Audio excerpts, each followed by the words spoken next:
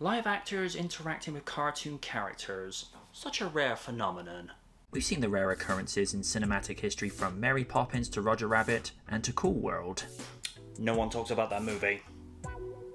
1988's Who Framed Roger Rabbit seems to be the only one on record that really captured the public's attention and made a convincing movie with human actors interacting with cartoon characters. And then 9 years later, we got what a lot of people refer to as its spiritual successor with Space Jam, starring NBA super legend Michael Jordan, headlining alongside an array of Looney Tunes legacy characters, including the debut appearance of Lola Bunny. But could lightning strike twice with Space Jam, as it did for Roger Rabbit? Time to find out as we hit the Space Jam. For an effects and animation movie, it has a relatively simple plot. The Looney Tunes are challenged to a basketball game, they bit off more than they could chew, and they get Michael Jordan to help them win. Okay, seems simple enough. I like to think of the story having two challenges. One, the Toon Squad overcoming the threat of enslavement, Michael coming to terms with his career transition and the resolution that he shouldn't have left. It's something that you see throughout the movie where you see him strike out in his baseball appearance and you see him contemplating his choices and then to seeing him enjoying being back on the court in training and in the game. What else is amusing is seeing the players go through their trials and tribulations of what's wrong with them. Besides basketball, where you find yourself Yeah. unable to perform, Yeah. No. Please, I don't even need to read between the lines for that one. I'll never go out with Madonna again. You went out with Madonna? Okay, whatever floats your boat. And speaking of female attraction... Sure. Ooh, he's hot. And some clever in-jokes. You guys are nuts. Correction. We're the Looney Tunes. And as such are the exclusive property and trademark of Warner Brothers, Inc. Ah, corporate lip service. Nothing new in Hollywood.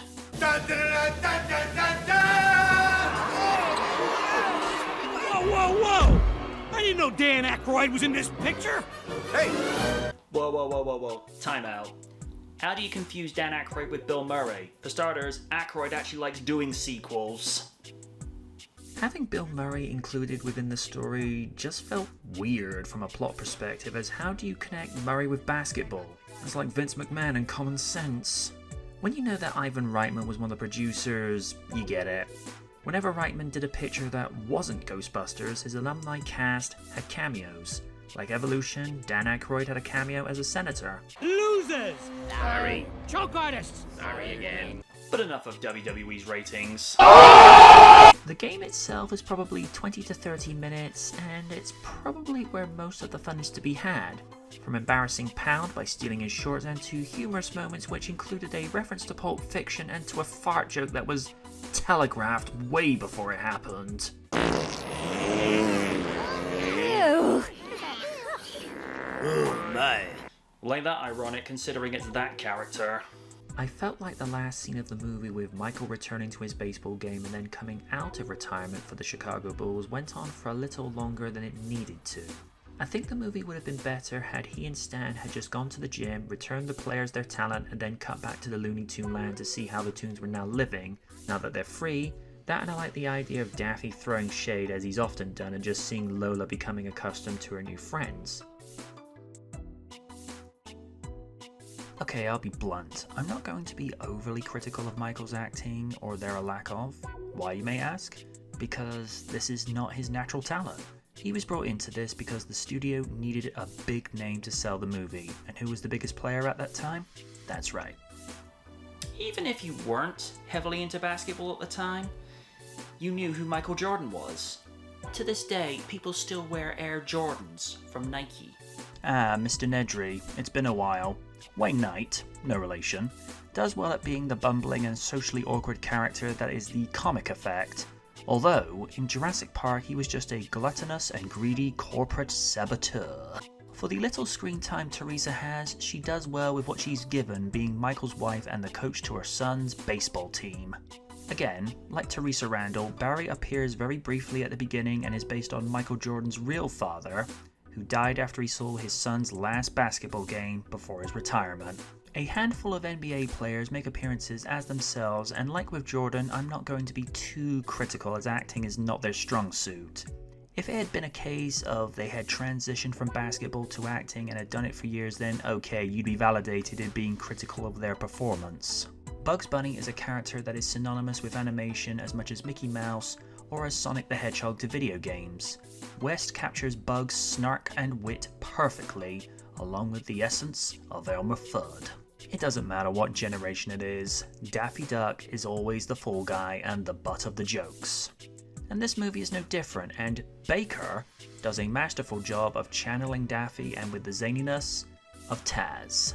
Burgin has a great talent of being able to differentiate his vocals for Porky, Tweety, and Marvin, respectively.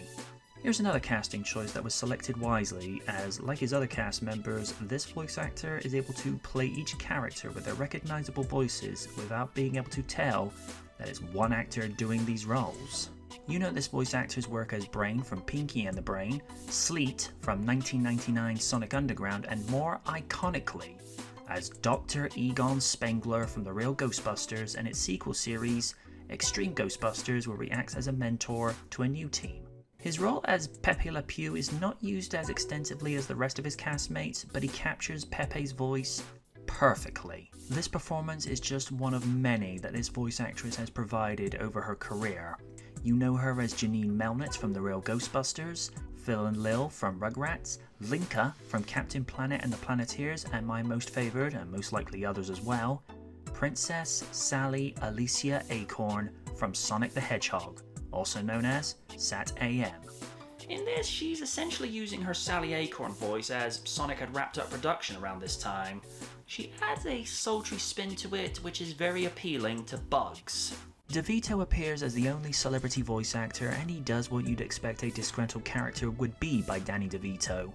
He plays a disgruntled character with Danny DeVito's moxie and charisma. Okay, for as much as I love the animation, the green screen work leaves a lot to be desired. When you look at the way Michael interacts with the background, it's very jarring and you can tell that it's a green screen background and it does take you out of the moment. I just find it's odd that Roger Rabbit looks vastly superior to the way human actors interacted with its animated co-stars and that Bob Hoskins was filmed on a blue screen background. You know, I thought the idea was to progress over time, not the opposite. It's something that has thankfully improved over time to where you're not even able to make the distinction of whether it's a green screen or a live set.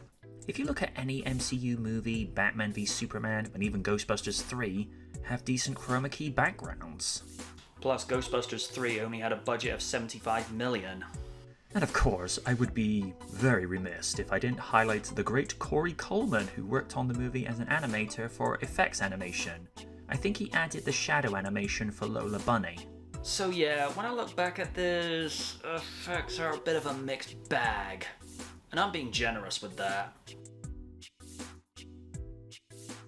James Newton Howard, whose credits range from Jungle Cruise, Fantastic Beasts and Where to Find Them, The Dark Knight, I Am Legend, Dinosaur, Liar Liar, Waterworld, Pretty Woman, and the original 1984 Dune, was the composer for this picture. He does a good job of keeping the momentum going between the Monstars versus the Toon Squad, and there are these softer, pleasant moments when Lola is first introduced, to when Lola is tending to a trampled Bugs after he pushed her out of the way.